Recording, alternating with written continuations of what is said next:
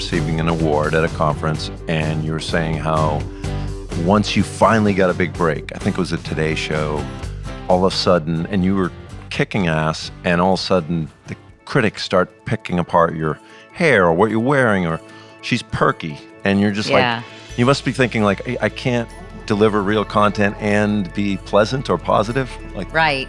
Well, I think especially for women in the public eye, there is a tendency to compartmentalize or categorize people and to sort of fixate on what you think they should be. I've done a lot of work on implicit bias and cultural conditioning and our expectations of people. And I think you can actually be very outgoing, friendly, and actually also have a lot of depth and be smart and serious when it's time to be serious. We get a lot of the same, I think sometimes people look at life as good in t-shirts and say, oh, you guys are living on like, some cloud where you think everything's perfect and everything's easy, and think that maybe, we've never faced challenges or that we don't understand there's darkness in the world or things like that. For us, it's all about more of a strategy to decide to focus on those things. Well, I thought it was so interesting when I read about and learned about Life is Good that it was actually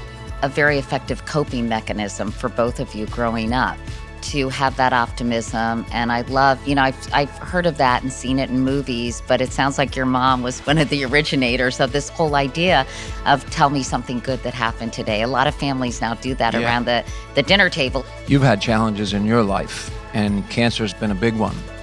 So you lost your first husband, and I believe you lost your sister.